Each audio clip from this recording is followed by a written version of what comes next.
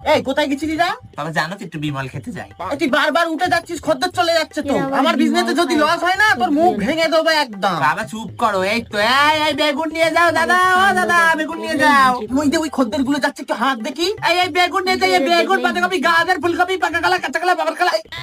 এবার দেখছি তুই ব্যবসা লাটে ওঠাবি। হ্যাঁ ফুলকপি 100 টাকা করে কিলো। না না না 100 টাকা, আমরা 100 টাকাই নি। না কে 30 টাকা নেয়? সিজন চলে গেছে, সিজনের মাল নয় এগুলো, না। একদম পাকা পাকা বড় বড়।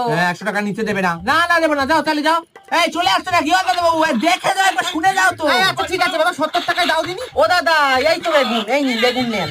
কানা বেগুন, এই আপনি কানা। বাবা আপনি বেগুন চেনে? হ্যাঁ আপনি বাজার করতে এসেছেন কেন? আপনার বউটা তো বাজার করতে আসে প্রতিদিন। হ্যাঁ এই বাজে লোক একদম এসে ঝামেলা করছে। এই কলা দেখো না দাদু। ও দাদা এই দেখো কলা, কাঁচা কলা, আরে গাছের কলা আমাদের, একদম বড় বড় না। ফ্রেশ, একদম ফ্রেশ মাল। পাশের দোকানে আচ্ছা, চলে গেলে শুনে- কিভাবে আরে হবে?